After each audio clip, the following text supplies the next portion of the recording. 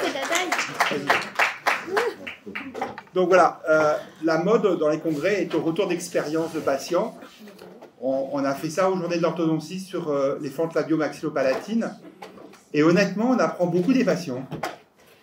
Donc, avec Charlie, on s'est dit que ça pourrait être un clin d'œil. Et donc, on vous a amené un patient. Il va vous expliquer son cas, il va vous dire ce qu'il a eu comme traitement. Il va vous dire ce qu'il a aimé, ce qu'il n'a pas aimé. Et puis vous pourrez lui poser des questions.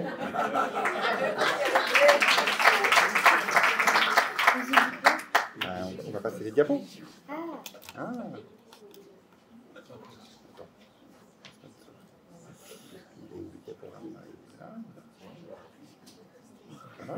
D'accord. Et je te passe les diapos. Okay. Bonjour, je m'appelle Oscar et ça c'est mon beau-père et moi je m'appelle Oscar et j'ai 9 ans et quand j'étais petit ma mâchoire était totalement en arrière et du coup la mâchoire du haut est venue au niveau de la lèvre et la lèvre est venue au niveau de l'incisive. Voici les photos de moi petit. Voici mes dents avant. Ça, c'était le premier appareil qui était en résine. Il fallait le porter 1 heure par jour et toutes les nuits. Voici le deuxième appareil. Il était en silicone, il était beaucoup plus confortable et je le portais toutes les nuits. Voici les photos de moi maintenant, mais un peu avant maintenant.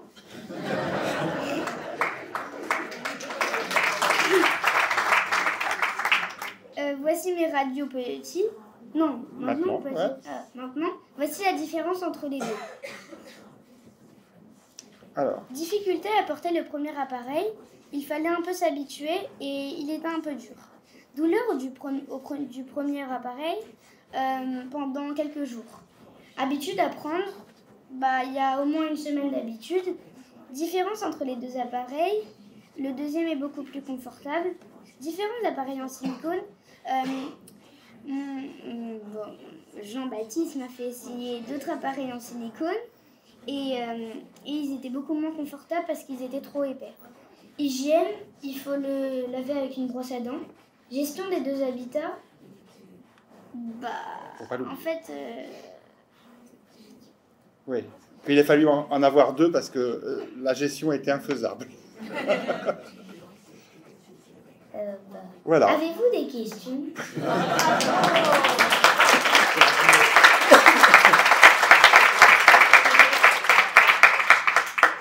Alors, cette mini-conf, elle m'a quand même à moi aussi apporté, parce que, par exemple, pour effectivement les appareils fonctionnels, je me suis aperçu que quand ils sont petits, il faut vraiment qu'ils soient minimes au possible, donc on les découpe beaucoup, et du coup, ils les portent.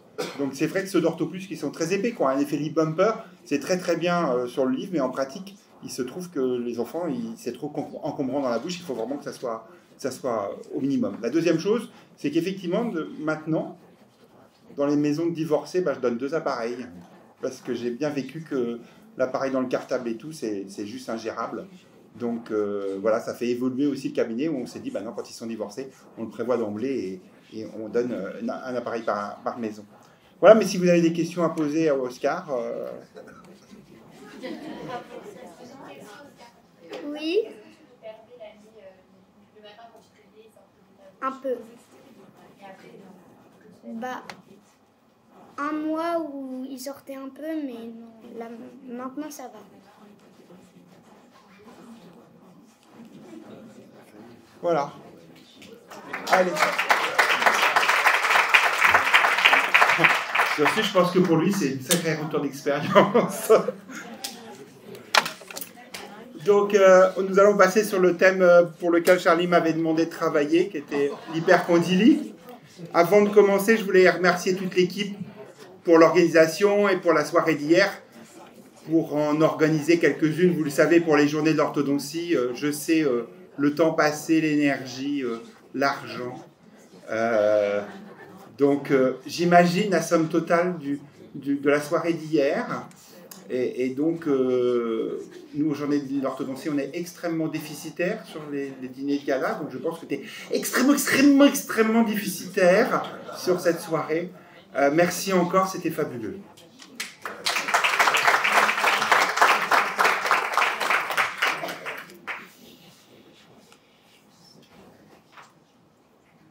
Voilà, alors, l'hypercondylie mandibulaire unilatérale, détection des signes précoces et prise en charge. Donc, qu'est-ce que c'est que l'hypercondylie? C'est en fait un excès de croissance de l'unité condylienne mandibulaire, entraînant une modification de la taille et du volume du condyle. C'est une évolution assez lente qui commence a priori à la puberté, c'est-à-dire qu'elle commence quand l'autre condyle s'arrête de grandir.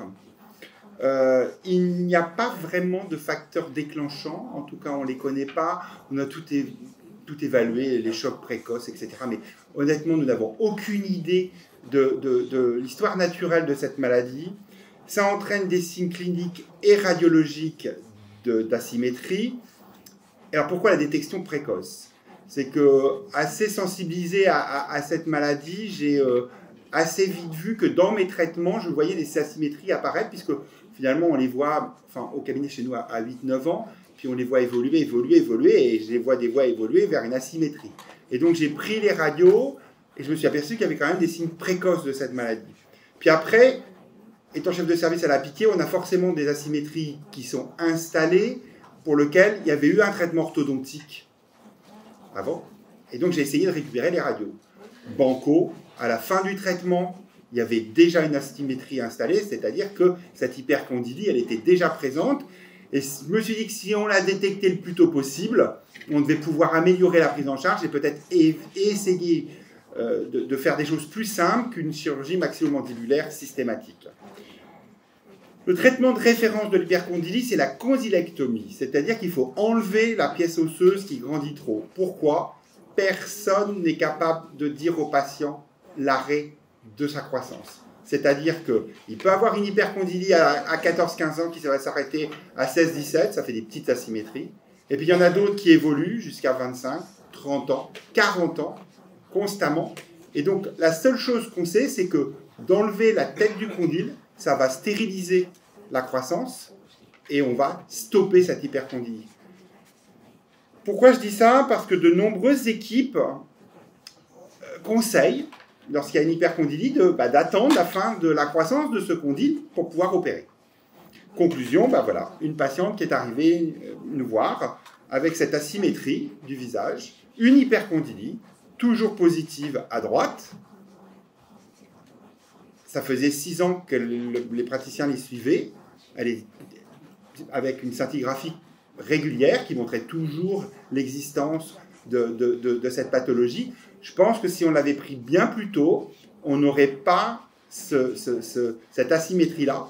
Il faut savoir que vous le voyez sur le panoramique, l'asymétrie, elle n'est pas que du condyle, elle est de tout le corps, elle est de toute la branche.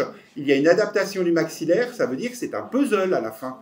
C'est-à-dire qu'il va falloir non seulement faire une chirurgie maxillomandibulaire, mais aussi des bords basilaires pour resymétriser les bords basilaires, des angles.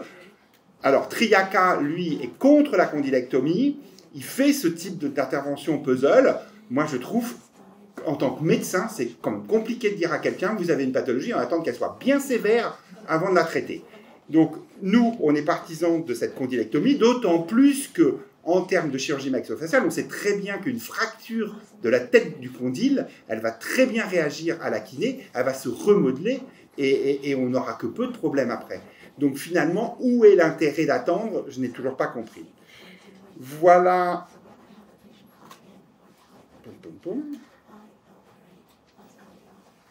Voilà un deuxième cas. Voilà. D'un adulte. Il réagit avec une lenteur impressionnante. Voilà. Ce monsieur est venu comme ça. Condylectomie parce que scintigraphie positive, on le verra tout à l'heure. Il est en cours d'alignement orthodontique pour une chirurgie maxillomandibulaire. qui a eu lieu il y a 3 semaines, le patient va beaucoup mieux. Là, c'était pour vous montrer que sur les 2 radios, alors je suis désolé, les condyles sont coupés. Alors il faut savoir que voilà, le patient il est venu du CHU. Au CHU, les radiologues n'ont toujours pas compris qu'il nous fallait les condyles. Mais vous pouvez voir déjà quelques signes qu'on va évoquer tout à l'heure, que sont l'augmentation de la distance entre l'apex des molaires et le bord basilaire, l'échancrure qui change un peu et le condyle qui est plus gros. Et vous voyez que dans le 2e panoramique, eh bien, il y a déjà un remodelage condylien. Voilà, là, il est prêt à être opéré. Quel est l'objectif de cette communication? C'est d'évaluer ensemble les critères cliniques et radiologiques pour un dépistage précoce de l'hypercondylie et enfin établir un arbre décisionnel pour une prise en charge adaptée. Les détections de la signe précoce de l'hypercondylie. Donc qu'est-ce qu'on a fait? On a fait une étude rétrospective, notamment sur les patients du cabinet. Les critères d'inclusion, c'était condylectémie détectée à l'âge adulte ayant nécessité une condylectomie, traitement orthopédique ou orthodontique avant 16 ans, sans avoir été informé de la présence de cette hypercondylie. Et puis, il fallait bien sûr que le dossier orthodontique soit complet. On a retrouvé 10 patients, 6 femmes et 4 hommes, avec un âge moyen de 11 ans. L'âge moyen est de 17 ans pour la détection. Donc vous voyez ici quelques signes cliniques assez typiques de l'hypercondylie que sont la différence de taille du ramus, la différence d'échancrure, la différence de distance entre l'apex de la molaire et le bord basilaire, la symétrie du menton constante. Alors c'est une étude rétrospective. Ça n'a les valeurs que d'une étude rétrospective, mais c'était assez intéressant parce qu'on a permis de voir que ce qui était pathognomonique à ces jeunes, c'est le menton qui dévie. Un menton qui dévie sur le visage, méfiez-vous, regardez la radio, regardez la distance apex bord basilaire, regardez la forme de l'échancrure et faites une scintigraphie. Donc la scintigraphie osseuse, c'est quoi? C'est on met un produit en IV et on va voir où il se fixe. Il faut savoir que cette scintigraphie, elle est bénigne, mais qu'elle se fait surtout dans les centres anticancéreux. Donc je vous conseille quand même de prévenir les patients que cette maladie est tout à fait bénigne, de façon à ce qu'il n'y ait pas d'affolement à bord au moment de l'examen. Il faut, pour que cette scintigraphie soit positive, qu'il y ait plus de 10% d'écart entre la fixation d'un côté et la fixation du côté pathologique. Les signes d'alerte, le menton dévié. On a pu faire des stats sur cette étude et on a montré que c'était ce qu'il y avait de plus hautement significatif. Donc, dès que vous avez le menton qui s'écarte un peu, il faut vraiment se faire attention. La forme et la hauteur des angles mandibulaires qui est asymétrique. Forcément, l'hypercondylie, le premier facteur, il est vertical. Et donc, deux angles pas tout à fait à la même hauteur, ça doit commencer à vous parler.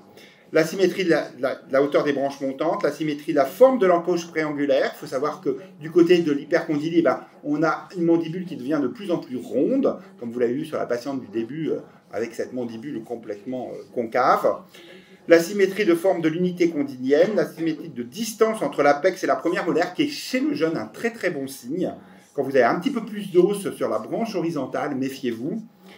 Dédoublement sur la télégraphie de profil et sur la radio de face, la symétrie de hauteur des angles, l'inclinaison du pan bigoniaque et l'inclinaison du plan d'occlusion. Il faut savoir que le maxillaire vient s'adapter sur la mandibule qui grandit trop et vous avez une bascule de votre plan d'occlusion.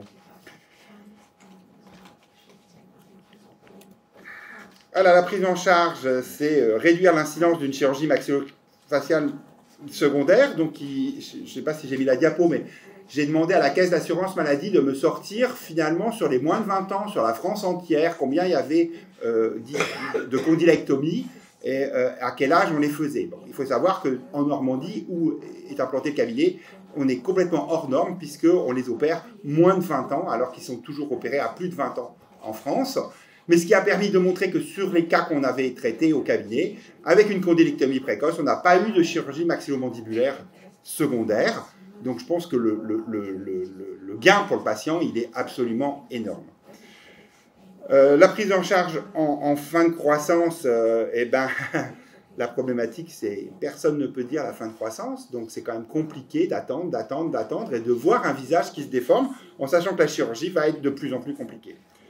Donc voilà un cas de suivi. Donc la patiente, elle se présente comme ceci, avec déjà, vous le voyez, un menton très légèrement dévié, une bascule du plan d'occlusion. Voilà les radios. En 2019, elle est baguée et je trouve que le menton se dévie de plus en plus. Scintigraphie positive. On a fait une chirurgie par condylectomie et puis on a fini notre traitement orthodontique. Elle est comme ça et elle est toujours un tout petit peu asymétrique. Il reste un visage quand même un peu asymétrique, mais il n'évolue plus. Elle va rester comme ça et donc elle n'aura pas de chirurgie maxillomandibulaire de complément. Peut-être une petite génio, on en a rediscuté récemment avec les parents, si elle souhaite, mais pour l'instant, la gamine se trouve très bien comme ça et il est hors de question de changer. Un autre cas, cette patiente vient nous voir déjà un peu en classe 3, donc il faut savoir que l'hypercondylie, elle peut être de 2 facteurs, soit verticale, et dans ce cas-là, vous pouvez avoir des classes 2, ou verticale et horizontale, et dans ce cas-là, vous avez une classe 3. Donc ce n'est pas toujours une classe 3. Ça peut être une classe 2. Méfiez-vous de ça, parce que finalement, là, on y pense encore moins. Donc, elle était un peu en classe 3. Elle a eu une condylectomie, puis un traitement orthodontique. Elle est comme ça actuellement. Elle n'aura pas de chirurgie maxillomandibulaire non plus. Troisième cas, rapide. Voilà, lui, il est en endo classe 2. Il est comme ça après condylectomie et les parents ne veulent rien de plus. C'est leur problème. Voilà l'arbre décisionnel. En un mot, il est assez simple. Vous avez le choix entre, lorsque vous évoquez une condylectomie, d'abord faites une radio de contrôle à 1 an. Si ça s'aggrave, vous faites la scintigraphie. Scintigraphie positive, là vous proposez aux parents la condylectomie en sachant que souvent ils l'acceptent quand même quand ils ne sont pas pro-chirurgie parce qu'ils savent très bien que ça va se déformer. Enfin, vous leur expliquez que ça se déforme de plus en plus et que vous êtes incapable de dire quand est-ce que sera la fin. Il faut savoir que cette chirurgie, elle est devant le lobe de l'oreille, c'est la même incision qu'un lifting. Il y a peu... On ne touche pas à l'articulé, donc il y a quand même un post-op qui est relativement simple. Ils sont 8-10 jours un peu embêtés, et puis c'est tout, la cicatrice ne se voit pas du tout. Il faut vraiment, et ça c'est important, mettre un système orthodontique pendant la condylectomie pour pouvoir mettre des élastiques assez vite, puisque forcément vous allez avoir une branche plus petite, donc vous allez avoir une béance opposée, et les élastiques permettent de guider l'occlusion et permettre d'améliorer les choses pour éviter là encore la chirurgie maxillomandibulaire après. Voilà, ça c'était les effectifs de la Sécu et vous voyez que les moins de 20 ans pour la France entière représentent 26% du geste chirurgical alors qu'en Normandie on est à 60% du geste chirurgical, ce qui montre bien que la détection précoce dans les cabinets permettrait de bien améliorer la chose. Et puis enfin, pour ceux qui sont intéressés, voilà les références bibliographiques. Ce travail a été fait en collaboration avec le docteur Justine Roussel, qui est une étudiante et qui a fait le travail de biblio sur le sujet. Je reste à votre disposition pour les questions sur l'hypercondylie, adulte ou enfant. Merci de votre attention.